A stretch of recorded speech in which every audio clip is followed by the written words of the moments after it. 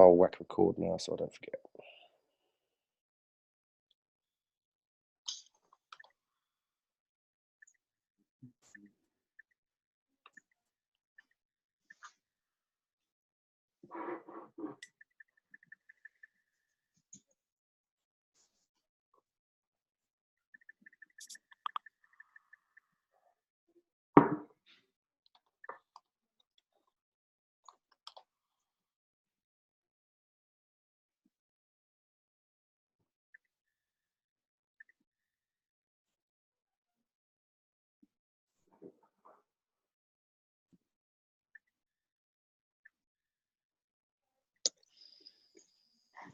We're approaching 50 now, Harp. Do you want to? Yeah, I think we'll just kick off. Yeah, You're cool. recording then? Yeah, we're recording now. Yes, go ahead. All right, great. Thanks, sir. All right, everyone. So we're going to talk about client services today. We've got 1 hour, and I think we're all going to try to take about 10 to 12 minutes each. I'm going to kick things off with an overview of client services, followed by Kim, who's going to talk about the triage process, Sam with our accounts, and Amelia, team structure. So Kim, Sam, and Amelia are team leads in client services. And then Kara, who's a senior business process specialist, she's going to talk about our new CS homepage and some other, if time permits, we'll do some other business process improvement projects that we're working on. Also, so if you don't mind, just so that we can try to get through the content, if you have any questions, just add them to the Zoom chat room, and Louise is going to be answering questions there. Louise is one of our senior account managers, if you haven't met her. Also, if you have any regular team meetings, and there's a lot of detail, I've done this presentation a couple of times, and I've even done it for the full afternoon once you really get into the financials, which I'm not going to do today. I've only got 10 minutes. Feel free to invite us to one of your team meetings, and we can go into more detail. So as with client services or with Adaptavist in general, the most important thing that as we're building a team, building a company is the people. So the 3 simple rules are get the right people in the company, treat them right, and then look at step number 1 again. Also, values, again, building a company, building a team. These are the ones that Simon had mentioned on our blog post, and it's something that we hold close to our hearts also in client services. So it was really important when we were building the team to make sure everyone identified and agreed to these values. And finally, course correcting. So this is an article from Bloomberg, and I'm not going to obviously read it to you today, but if you have a moment, go read it. It's a really good thing about learning how to course correct, especially when you're starting off something. It's something that I'm really passionate about doing, and hopefully anyone else who's building a team or has built a team or wants to build a team, they really take this to heart also. So the journey of client services growth. It was all started by an idea from a gentleman that hopefully everyone's had a chance to meet, but it was this visionary over here. He pulled someone else, which will also show soon. I don't know if anyone recognizes him. It's our CEO, Simon. Simon had thought, you know what, it's time that we start actually proactively chatting with our customers. And he asked another gentleman, and the only reason I'm showing this picture today is because I believe this man is hidden somewhere in Wales and will not be able to yell at me or do a poor probation review for me. But right now, Tom Lasbrini, he is the one that said, okay, Simon, I think I can do this. I need to find the right team though. What he had done was he found this weird looking guy with really bad hockey hair. And he said, hey, Hart, I know you've been running professional services in North America. Would you be interested in running client services? So the journey began. If you don't know who I am, my name's Hart. I'm based here in Toronto. I started about 5.5 years ago here at Adaptavist as a consultant. I switched then to become an engagement manager or PM, team lead, and then I've done a few other things with leading North American consultancy. In July is when I switched over to client services. The reason I absolutely love doing this is because clients, it's what I really enjoy is working with clients. These are a list of some of the ones that I've had the pleasure to work with, and I continue to work with, even though I'm no longer consulting, more on the PS or more on the CS side now. So you might ask yourself, great, so we've been in the company since 2005. Why now? Why is this the time to run client services? Well, one of the things that we started to realize was we looked at some of our data from the last couple of years, And if you look at key accounts, so this is a list that Simon had created, about 100 key accounts. Key accounts were either their managed services, their high touch, they're over a certain revenue number. And of those, only 15% were actually being regularly spoken with 2 years ago, meaning probably a managed service, something that Trev's team was doing on a regular basis. Or out of the rest of the list, there's only 3 that we had proactive conversations going on with. It's because we have an amazing sales team, and the sales team is hunting and looking for great new opportunities. What we forget is we have 26,000 customers that actually have bought a product or a service from us. That's a huge number. And it's not like we don't want to be chatting with them, but if you looked a little bit further, said who are the right people that can actually be chatting with them. At that time, there's a great licensing team run by Louise, which was part of the sales organization. I had Teresa, Kara, and Karen. There's also Amelia, who's doing all the service delivery. I don't know how she did this for so long by herself, but Amelia had all of the managed service delivery work. Yet both of them, when they joined client services, was one of those conversations that I had early on where they said, well, we would love to have done it, but 60-hour work weeks were regular, or 120% utilization. So it just wasn't possible. So I took on the challenge of client services by saying, all right, if we're going to do this, we will proactively do it, but we have to have partnership with a lot of the other lines of business. So what we are as client services is transacting the simple stuff. So customer knows what they want, or it's a small engagement, and we're going to go into detail. Kim's going to go through a flow chart soon with you. But if it's transactional, customer's pretty secure that this is what we want, it's client services. If it's more complex, then it goes to Gary's team. So Gary's team is new solution sales. If it requires selling, that's something that his team is really strong at doing. And finally, this is a new line of business, or not new line of business, but an area of focus, which a gentleman named Richard Humphreys is leading. And that's for Adaptivist product sales. So if someone's been evaluating something, they're looking at, I think I might want to get TM4J, might want to use ScriptRunner. We should be having conversations with that person and help them make that decision. And that's something that Richard Humphreys' team is doing. Again, I've been lucky to kind of build the foundation for 2 teams at Adaptivist. One was the North American Professional Services, and now Client Services. The one thing that I'd really, really recommend to anyone who's building a team, wants to build a team, is look at these 4 steps and really focus your efforts first on understanding, especially if you're going to lead it, what is the passion? Why are you building this team? What's the mission?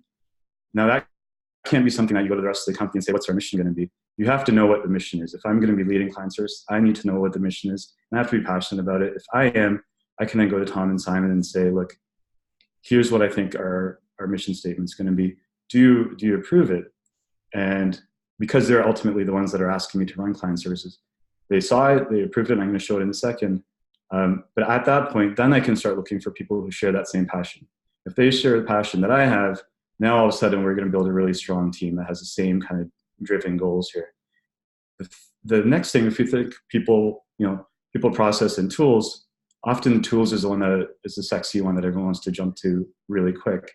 Well, what I spent most of our time with client services was step 3, which is actually defining the activities and the processes before going to step 4, which is actually putting the tools together, where we do our triage and everything else. So it actually was a 4-month window of building steps 1, 2, and 3 until we finally went live on November 5th, which is where step 4, all the tools actually went live. So again, mission statement, really important to know this and really ensure that the rest of the team is comfortable and wants to be part of this. So when we were building this out, this is a mission statement for Adaptivist Client Services. Adaptivist Client Services team is focused on cultivating long-term relationships with new and existing clients. As their primary point of contact, Client Services will work in partnership with each Adaptivist line of business as needed to foster the growth of our global customer base. A different way to look at it is something that Simon had said early on. We are the Adaptivist Client Services team. We have been formed to understand, engage, and service all Adaptivist clients, both in response to their demands and proactively based on an understanding of their business in order to deliver the best outcomes. So one of the things that was key in building this also is we have a lot of experienced people and a lot of junior people. A lot of people that have done licensing, a lot of who have not done licensing, service delivery, not have done service delivery. I was really, chatting with the HR team and saying, I think it's really wise to build this team flat first. it'll eventually progress, and you'll see through Amelia's slides of how things have progressed. But this way, everyone has empathy for each other's roles. So if someone has really strong licensing background and they think, oh, maybe service delivery is easy, until they try it, they'll realize, oh, wow, that's really hard. I can't just say, oh, don't worry, you go work on that report once a month and I've got to do all these licenses. Everyone was doing the exact same role for that duration of, when we started this team. Also key to building a team is these two gentlemen, or HR in general. So I jokingly, I think Jacob's on vacation today, so he might not see this, but finding the right people, Jacob did an absolutely amazing job for us, just going through and finding who are the right people that have the same passion. And it's a really hard thing to do, especially when you're remote, and we're finding people in remote parts of the world too. We have someone now in Estonia, right? So how do we find that person that has that same passion, same mission statement that we have? And then Neil was amazing. Early on, we went to Orlando, really worked on the roles and responsibilities of this team. And if you are going to build a team, make sure you involve HR early. So this is our team, the original team. So we had Simon, Tom, and myself, Sam, Amelia, Kim, Kara, Louise, Teresa, Andy, Lindsay, Ryan, Carly, and Karen. So this was the core team that started CS. Also, you'll see 3 faces up here. Without them, we wouldn't have been able to build the tools, and that's Jay Smith, Rodrigo, and Ian Aerosmith. So this was just in the interest of time, I'm hitting I think I've hit my 10-minute mark, but I would love to, if anyone's interested in really going into the data, I'm going to go just show a few quick flow charts here.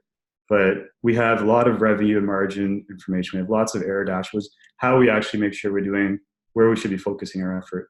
Discounting, I talk about this all the time now, the value of value. Early on, when we were still forming the team, things that we work on, transactional stuff, are easier. Process-based things are operate, renewals, licensing for Adaptive and for third-party, consult and assist. This was what the revenues look like. But really, because we are a non-commission-based part of the company, it's hard to show, and we're not billable. How do I show a value to the company that CS is actually producing, adding, and it's through margin. So margin is something that I spent a lot of time focusing on. And if you look at it, so this is just as kicking off, going live in November until May, we brought in £1.6 million in profit or margin to Adaptivist. And March was a great month. Then you start thinking, well, this is just with a foundational small team. What if we had more people? What if we were to add amazing more people like Veronica and Omar and Chicken Steve and Josie and Rine and Vanessa and Carly, and Caitlin and Marla and Todd? All of a sudden, you start looking at June, July, and August. And one of the things that you'll notice is, well, things got a little bit smaller here. What happens in those months is we're actually upskilling. So it takes, because we're a small team, you want to dedicate time to actually grow your team. So we were actually less focused as we would prefer to have been, but its reality is when you're bringing so many new people on at once, give them the focus, give them the time that they need to actually grow and learn. And then there's also another bunch of things that were happening at the same time. We're starting to remove our discounting. So one thing we've noticed is £500,000 in discount we were given in the last 6 months prior to this CS forming. Thought, okay, that's £500,000. That's a lot of events that Adapters could be running. What if we didn't give that anymore? So I started this own little mission of no more discounts, unless if the customer comes back and says, hey, I'm used to getting discounts, give me something. What we noticed was people weren't asking for them. We've got so many great success stories where they're not coming back asking for discounts. They don't even know. Procurement might not even care. They just see an invoice and they pay for it. So why are we giving them 10, 11, 15% off? Let's start at 0 and see where it goes. Well, lots of things happening with Atlassian pricing changes and all that other stuff. But I guess my last main slide would be, yes, we spent a lot of time onboarding and everything, but margin-wise, the team is starting to succeed. We're starting to see growth. We just had another record month in August with over £400,000 in margin. And it's still early. We haven't even been a full year live yet, but we're excited. I'm going to hand it over now to Kim, and Kim's going to speak about our triage process.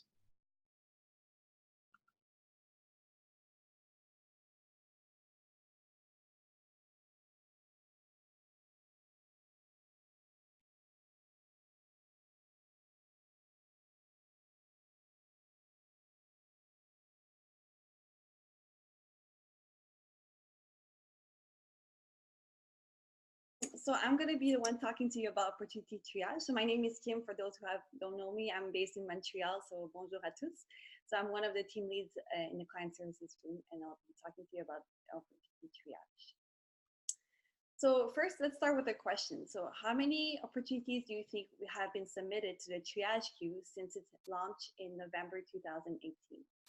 Anyone has any guess? You can share in the chat room or just feel free to unmute and share the numbers. Any guesses? 2,000, over 20? Come on, we can get it higher than that, guys. We are adaptivists, right? So we should know. 2,037, 20,000, 1 million, 4,000. Okay, excellent. Sounds good.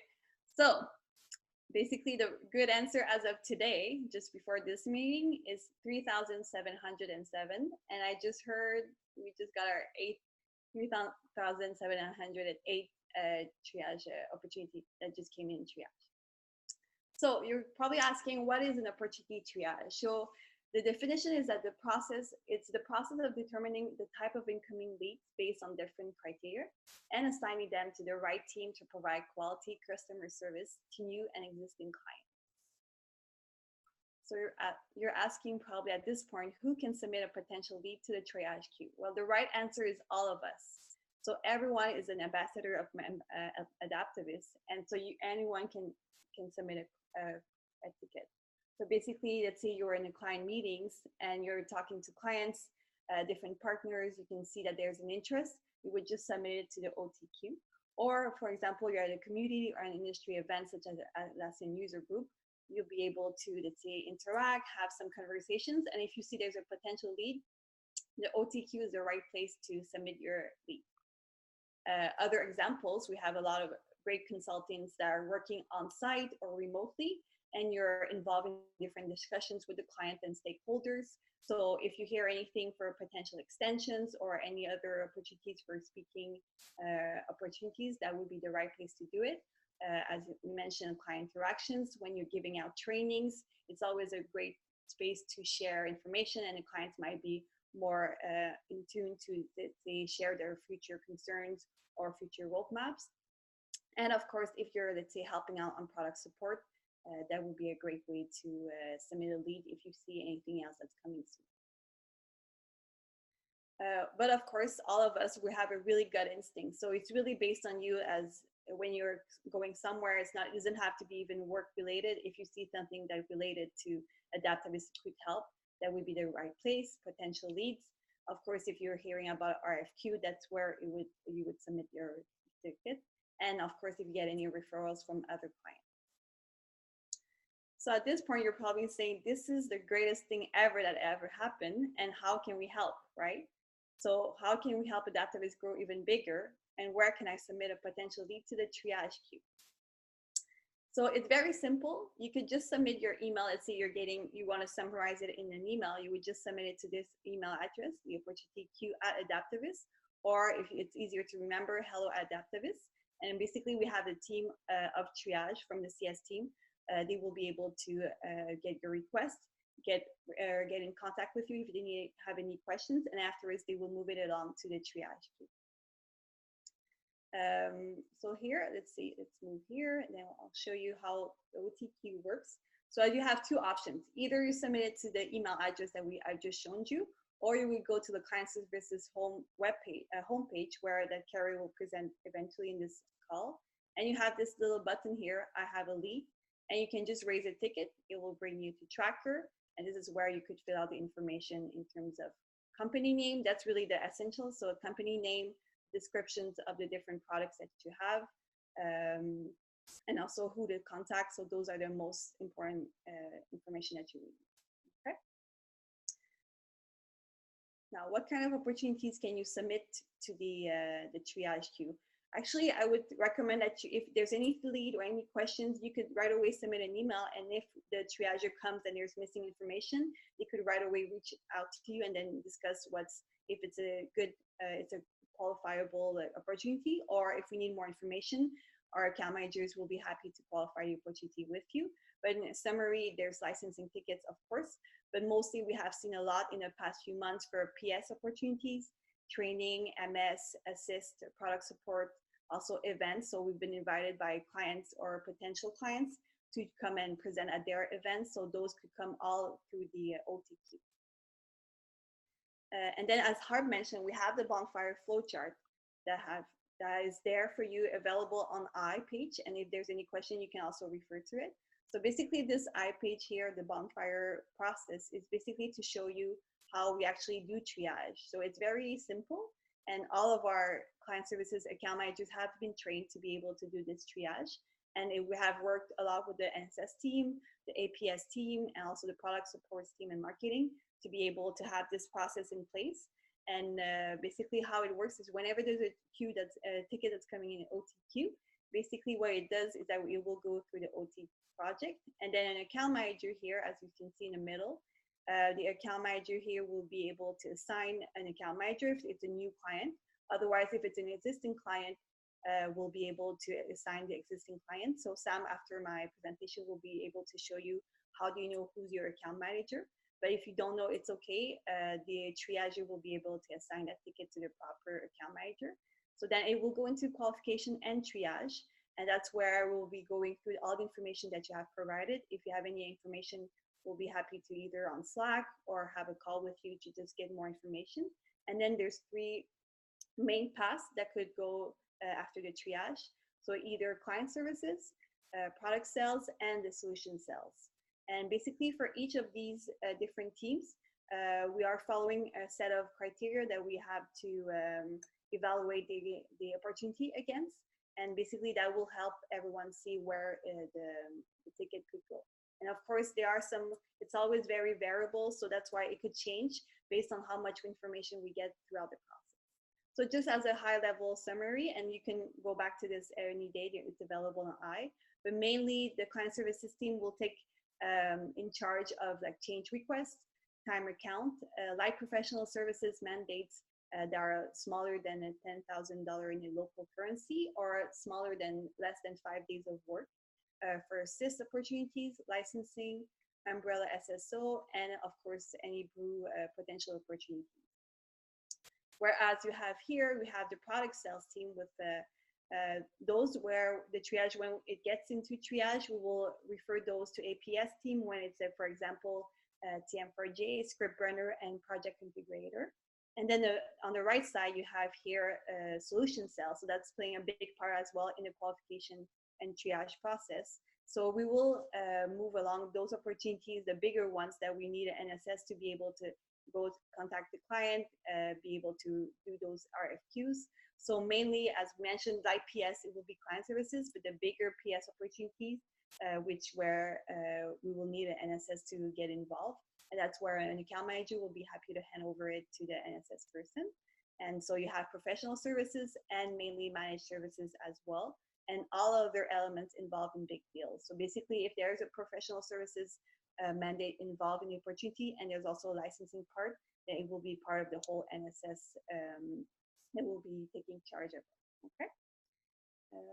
Any questions on this part? You feel free to go in the chat room, and we'll be happy to answer. So what are the best practices when submitting lead? I think the goal overall here, the message that help us help you. The goal is basically, if the more information we get, the better it will be to help you, let's say, continue your relationship with your client, but as well help the client, because that's the end goal, is that we're able to help our clients in the most efficient way and provide the best service. So a few tips: submit any potential lead to the queue. If you're in doubt, it's okay. Like, we'll be able to either open or close. It's okay. The goal here is to just really start a conversation, and also it's to centralize information. If we have a lot of different people talking to the same client, if we have it in a lead, this way the account manager can see the different interactions happening at the same time, and we'll be happy to, let's say, open a Slack room and have a conversation, and eventually prepare a strategy to help the client. In the ticket, we recommend to include any available information, such as company name, location, the market situation, if you're familiar with it. Include a description of the needs, of course, and also if you have, let's say, knowledge on which products they are currently using. Also share contact information, email, phone number, and as well, if you have an idea of the timeline and budget, that could be also very useful. Finally, keep your account manager in the loop as they can provide valuable information. The goal here, as Harp mentioned, is that we'll be able to help anyone within the company to be able to provide data, but also share data either with the client, with Atlassian. So it's really a point of contact for you all. And finally, refer to the comp page, which will be giving you more information in a few minutes. So finally, I just wanted to share with you again this email address, opportunityq@adaptavist.com or hello@adaptavist. And if there's any questions, feel free to reach us in our Slack room at Client Services Help. Thank you very much. And now I'll pass it on over to Sam. Thanks, Kim. I'll just share my screen and then we'll get started. Cool. So hi, everybody. For those that don't know me, I'm Sam Lesser. I'm one of the client services team leads here at Adaptavist, based in the London office. Now, we've talked a little bit about the process there and how different conversations flow into different parts of the business. And I want to talk to you about where you would look to go if you needed more information about a client. As account managers in client services, we should be the SMEs for our customers, collecting information that can not just serve ourselves as AMs, but crucially our customers and you, the rest of the business. We want to ensure that when we are finding out something about a customer, or that when you are trying to find something out about a customer, you don't have to spend a long time going through tedious searches on Tracker or Confluence, going down rabbit hole after rabbit hole, as we know this can be a bit demotivating. As such, with the help of several members of client services, we've managed to come up with 2 intrinsically linked places for you to find all of that information that we'll have on a customer at any one time. Firstly, we have the com page section in Jira. Com is the company project where all of our accounts have a record, whether we've worked with them or not. If they've gone through opportunity triage, or in the case of most, where we've engaged with them prior to when client services went live, which was in November of last year, they should have a company ticket. Please note, for people in product, if a customer buys our products through the marketplace or another partner, they may not necessarily have a com page, as we won't definitely have spoken to them before. So I'm just going to give a bit of a live demo of that and then how that leads into Confluence. So hopefully you can see a company page for ARM, a client that we've been working with regularly over the last year and a half. This is a client that I'm the account manager for. So Kim alluded to the fact that this is a good place to go and see who is the account manager. So if you see here on the right hand side, you'll see my name. You'll also see information on who the project manager is, who the sales manager is, and the commercial operations manager. These 3 could potentially change depending on situations, but the account manager should stay consistent. If you don't see a account manager assigned when you look up a company ticket, it's fairly safe to say that there won't have been an account manager assigned just yet. Okay.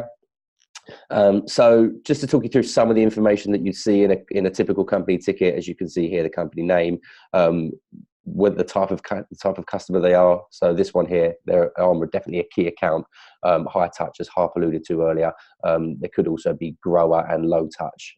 Grower, we would probably define as someone who has a lot of potential. Maybe we haven't fully realized that the spend isn't quite there, but we think it can definitely get there.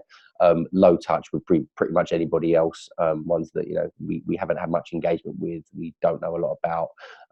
We'll probably handle some licensing transactions for them, but the majority of the interaction would probably come from marketing emails and things like that. A little bit more information. So, a company address, where they're based, how many employees they've got. If they have an Atlassian technical account manager, that's listed here. In ARM's case, they do. I'm going to walk you through the Confluence space in a moment, but here is a link through to the licensing dashboard, which you can see here. This is what Neil Riley's team have helped build. Lots of good information in here on licenses, tells you what evaluations they've taken out, what paid licenses they've got. There's gap analysis in there and all sorts of things like that. Okay, so that you can link straight through to that from the company page. And then finally, if they've done a case study, in ARM's case, they did on Visual Scripts. So I've included that here because that talks a lot about the great work that we did with them. There's multiple tabs here, as you can see. So client analysis, this has a little bit of information on spend. I will say that because of the way that we did our reporting last year, margins for financial year 2018 isn't quite as accurate as it should be. It is for financial year 2019. So as you can see, there's been significant uplift in spend this financial year compared to last. And the margin is more or less accurate. And it also tells you what's open, that being the big RFP that we're working on at the moment, which, as you can see, is a big chunk of cash. Licensing logistics, this is more for client services benefit, to be honest, but it is useful to know the entity that we would bill them out of, the discount levels that we typically offer, what their preferred co-term date is, co-terming being when they want to align all their licenses to expire on a certain date. Makes things easier for tracking what they've got and what's expiring and when and that sort of thing. Tax and payment terms and all that kind of stuff. There is a contacts tab. We don't use this massively. There is a little bit of information in there, as you can see, but I'm going to show you where we keep a lot of our company contact information, which is actually in the com page. Opportunities, this lists out all open opportunities, so it gives you a little bit of information, link through to the ticket, opportunity close date, etc., etc. If I scroll down, you can see all the tickets that we've won. So as you can see, there's quite a few here. I think these are all they're not actually in date order. I'm not sure how these exactly are ordered, but yeah, these are all the tickets that we've won. And then finally, these are the tickets that we've opened, but actually, fortunately, didn't win the business. So there's a few in there as well. I'd probably recommend not spending too much time on this products tab. We're currently working on that. We're not sure what the future is for that particular tab. But contracts and legal, this is just a link through to any contracts that we've got in place with the customer, NDAs, master service agreements, professional services agreements, all of that kind of stuff. You can go and retrieve that from here. Now, I mentioned the Confluence page, so I've already got it open, but to get to that, you would click to it from here. So if there's an account plan set up, this is where it would be linked, okay? So this is the ARM overview page. I'm just going to quickly walk through what the tabs are. So this is a bit of just general information. Admittedly, a lot of it's copied from Wikipedia, but just a little bit of high-level information as to what the client is all about. Adaptavist stakeholders. So this is just the people at Adaptavist that have worked with ARM to some extent. Okay, so though if you're diving into this and you want to ask a question of somebody, this will tell you, oh, okay, Jinder's the project manager, I'll go and ask him a question, or Russell's the sales lead, etc., etc. Okay. Current engagements, I actually need to update this one a little bit, slightly out of date, but this just tells us the current projects that we're working on at the moment, margins, Adaptavist personnel that are working on it, and also ARM personnel as well. Active licenses, this is another, same as before, linked straight through to the Metabase, so exactly the same as what's in the Jira ticket. Revenue by quarter, I need to update this for Q3, a little bit behind, but this just helps us track by quarter what spend has been. It will be more accurate moving forward because, as I mentioned earlier, the margins that we were tracking last year weren't quite as accurate as they are this year.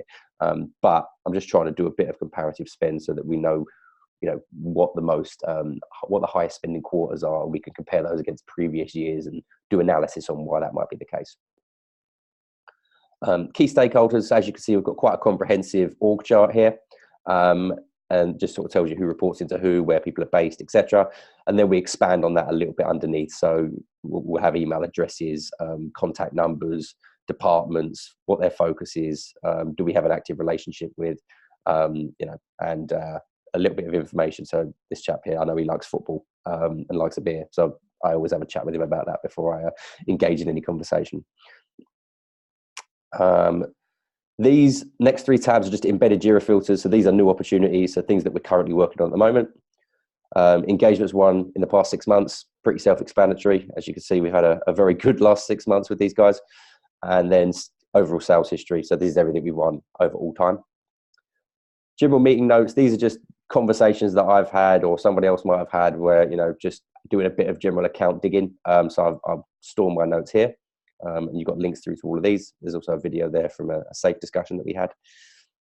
Gap analysis. So there's a little bit of this in the Metabase that I showed you, but this just talks about which of our products they do have, which ones they don't, and possibly a little bit of explanation as to why maybe they don't have. So TM4J, for example, we've identified they use X-Ray. Cristiano is aware of that. We're having certain conversations to try and hopefully get them to move across. Bit of feedback. So just something there from Rob commenting about the relationship that he had with Phil.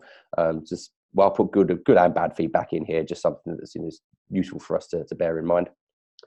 Future plans, this might not necessarily have a sales ticket, as you can see, just things that we might potentially want to get out of an account, and some potential dates around those, and values, and how we would go about achieving that goal. SWOT analysis, strengths, weaknesses, opportunities, and threats. So as you can see, we've got lots of strengths, lots of opportunities. There are some weaknesses there, and the main threat being complacency. Try to keep this up to date as much as possible as well, just so that we know how we can maximize opportunities within this account. Now, this one's not particularly easy on the eye, admittedly. This is a communications pass. So this is basically an org chart of them and ourselves, and who would engage at a certain level.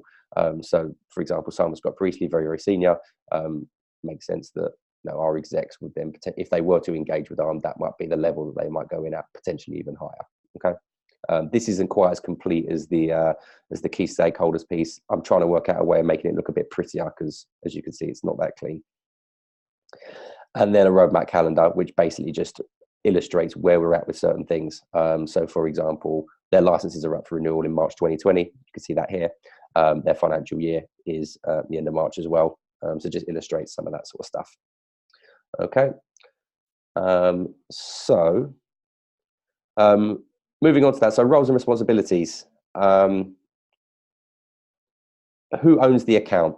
So in terms of this, the account manager in effect owns the account. One of the reasons everything goes through opportunity triage, as Kim outlined earlier, is so that we can assign an account manager right away and enable them to introduce themselves on day one and establish a relationship. However, the account manager won't always be the main point of contact for a customer in any given moment. For example, if an account manager does some really good qualification and uncovers that a customer is looking to do a migration project and bring in Script Runner for Jira at data center level, for example, by nature, this could be a complex engagement and needs selling. As such, an account manager would then hand a hopefully well-qualified opportunity to the solution/product sales team, which should hopefully equate to an easier close for the business. In a case like this, the sales rep would be the commercial lead, as they have traditionally been, with the AM playing a supporting role in the background based on the pre-existing knowledge of the account. Then, once the deal is closed and the project has been delivered, which would still be done by the project team, the account manager will then resume their position and engage with the customer once more, reflecting on the previous engagement and looking to uncover new ones. It should be pointed out, however, that even in complex cases, the account manager will still be responsible for licensing. However, the key difference between a license transaction owned by client services as opposed to one owned by sales is that the latter would have ownership over the number. Okay. However, finally, client services can offer guidance in a supporting role, of course. For example, in that licensing system scenario that I just outlined, based on our knowledge of the account and long-term strategy, we work with that commercial lead, and it's therefore crucial that communication is kept up throughout the process, as we want to ensure that the left hand is seen to be talking to the right, as ultimately we want to do what is right for the customer. Now, with that, I'll hand over to Amelia to talk a little bit about the structure of the team and how we assign out roles. Thanks, Sam. If you could continue sharing, that would be fab. Awesome. Okay, so we've talked a little bit about customers, how we find out more about them, and as Sam mentioned, I'm just going to do a quick run through of who we are, what our team structures are, because we've come quite a long way since the first 11 key players. As Hart mentioned, we all came from a range of different teams, but we've now grown fairly exponentially, actually, and we've restructured to form 3 teams with 2 slightly different focuses. So customer success is the first one, and delivery management is the second. So I'll just run through some of those, what our similarities are with our responsibilities and some of the differences as well. And I'm sure that this question has been bounced around, but I still sometimes get asked, so what does CS actually do? So hopefully at the end of this presentation, having listened to all of our slides and things, it will become a little bit clearer for you. So with that, just a quick overview of who we have in Connexus and Apollo. I won't go over this in a huge amount of detail because we've already seen everybody as they were 20 years ago. This is what the team looks like now. This is Team Connexus. Kim is the team lead in Montreal for Connexus. And also in customer success, we have Sam's team, Team Apollo. And with that, I'm just going to run through some of the things that the customer success squads do. So customer success is operationally responsible for all non-managed services, transactional and account management activity. So we've seen this includes triage of all the initial inquiries, qualification where necessary to ascertain the correct area of expertise or which team should be picking up a lead. And I think, as well as Kim mentioned, whether it's actually worth pursuing at all. There are some that will come through and we'll look at it straight away as part of our qualification and go, the ROI on this isn't worth it. I'm not going to go over the process again because Kim gave us a really detailed view of that. But just to qualify all of those bits and pieces that come through. All deals that are 100% licensing in their own right will always be triaged through to client services. They'll be assigned an account manager if there isn't one already. So we'll use that licensing to build on the relationship, prepare and manage the license quotes all the way through to purchase, hopefully. In some cases, that might include a simple onboarding form to set up the customer on our finance systems, especially if they're new, or if there are details that we need to have updated from the last time that we processed a transaction for them. Client services work very closely with the finance team as well. We have a rigorous internal peer review and quote check process in place. So it just ensures that the license deals are being executed accurately. And with Harp's disdain for discounts in mind as well, we want to make sure that we are making the optimal profit margins too. So client services are by no means licensing only team. The customer success squads also act as a commercial lead for all of those light PS opportunities. So just a quick reminder, that's anything under 10K local currency or about 5 days worth of work. So time accounts, any change requests, the workflow and cross-team collaboration here, really it's pretty much the same as with a complex sales deal. So we'll request a PM and then David or Brenda will assign a squad during their daily resourcing calls. As an account manager, though, we have an overall picture of the account strengths, weaknesses, risks, and potential opportunities. So once that engagement has finished, we'll always keep the engagement active as much as we can once the projects are complete too. And who knows, with those license-only deals, with a bit of relationship building and strategic influence, hopefully using our account plans, we might have a licensing deal that turns into a service opportunity or potentially a new sale for a product too down the line. So again, just moving on to the next point here, as we've seen from what Kim was saying on her triage process presentation, there are some opportunities that are directed straight to the sales team from the outset. So that'd be someone in Gary's team or Richard in product sales. But just a quick reiteration here.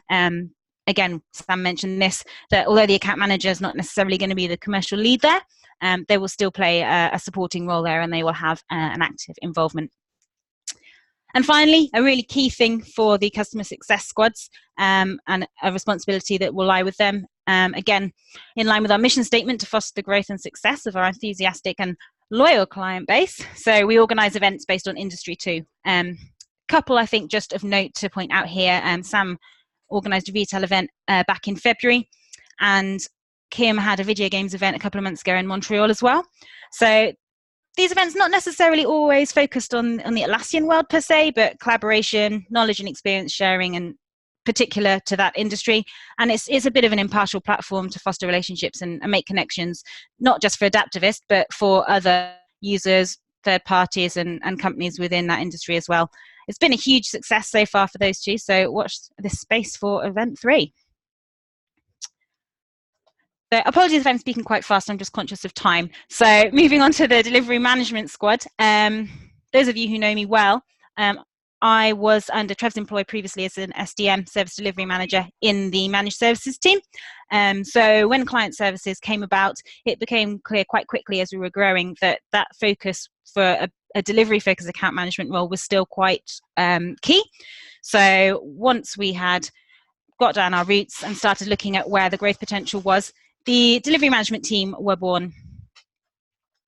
And again, on the next slide, we've got some nice pictures of us there. We've taken on, I'd probably say, and if Trev's on the call, please jump in here, between 10 and 12 new customers, including Assist, since CS went live last November. So along with that growth, we have a new team member starting in Synergia soon as well, which is very exciting. So what do we do? I just want to make it clear that although we have a slightly different focus, we're still very much part of the CS team. We're responsible for many of the same activities. We have the same objectives and goals as the whole of the CS team. We use our account maps and plans as a basis for our growth strategy and management as well. We're also still part of the triage and qualification process. We still act as the commercial lead for those light PS transactions that we've talked about that might run alongside the managed services from time to time. Change requests, though, in our world mainly refer to managed service contract renewals annually, or potentially the identification of a service uplift. So it might be adding a new application to the service. A good example of that is one that Carly's working on at the moment with Odessa. They're looking at Fisheye Crucible, but previously they only had a couple of apps. Another good example is a migration potentially from server to DC. That happened with Quantum Black back when we brought them on.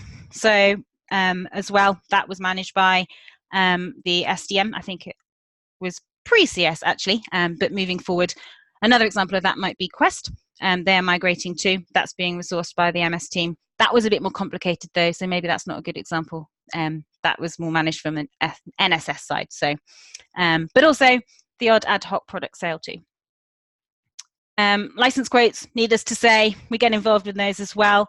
It tends to be more of a once annually for the renewal transactions in the MS focused delivery squad. But again, if we identify opportunities for product use along the way that might help add value to a customer, we will of course process that. So the key difference, along with all those similarities really, is that operationally we manage all the MS related activities. So it's not just a focus on the account growth, which of course still is key, but also the smooth ongoing delivery of the current services that they have. So that includes things like monthly OPD reporting. So Tom's presentations that he does once a month, the numbers that we input into the OPD feed through into that as well. We have client-facing monthly reports just to make sure things are ticking over, that we're hitting SLAs, that sort of thing. We also work quite closely with Trev's team and Matt and Felicia on resourcing management for ad hoc requests such as upgrades and those repeatable tasks like OS patching, etc., etc. So finally, I just wanted to add this one slide. This is actually in response to a direct question that somebody asked me a few weeks ago. So as it goes with the territory, we work quite closely with a lot of departments at Adaptavist. Off the back of Kim's run through of the triage process, again, I think it'll probably suffice to say at this point that we don't coordinate or own complex, multifaceted opportunities. Again, it's not to say we don't get involved, but those scenarios are always led by a member of the New Solution sales team. Same goes for NDAs, requests for information and RFQs. We might assist with some aspects of that and collating the information, license costs, for example. But if it's part of a wider opportunity that's more than a simple transaction, then the responsibility there will lie with the sales lead. Security questionnaires, I know everybody loves those, especially Trev, and we wouldn't want to steal his fun, quite frankly, so we don't really get involved in those either.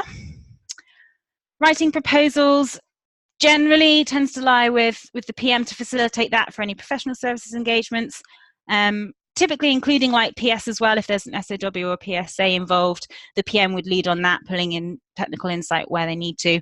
And if it's a managed service change request or indeed a larger proposal for a new customer, the technical lead in MS, so again, maybe Trev, Felicia or Matt would write those up. That again, it includes margin forecast as well. So the plan sold tab of the APD, the CS team wouldn't really get involved in working out what those numbers are. And just to reiterate again, the product sales, that's something that we would get involved in. We'd assign an account manager, but Richard Humphreys has a fairly well-researched and detailed pipeline target list for this, and he has specific leads that he follows up proactively from his side. So with that, we've got about 10 minutes left. I'm going to pass over to Cara, who is going to take us through the new and improved CS homepage. And just to kick us off, I'd like you to draw your attention to our photo gallery. It just gives you a bit more insight into who we are as a team and the fun that we have alongside all that hard work. So over to you, Cara. Sure. I'll just share there we go. Let me just share my screen. Here's our gallery, and look how much fun we have. All those happy faces. Our homepage we've recently made some improvements, and you'll notice on these two pictures we've got a couple sneaky honorary members of the CS team, but with our team growth lately it's been hard to get everyone in the same place all at once. So apologies if you've been included in this. Just know that I'm sure there are benefits to being included in our pictures. So because Client Services collaborates with so many other teams at Adaptavist, we want to be sure that it's really clear how to ask for our help. You'll probably notice a theme emerge emerging as we go over some of these options.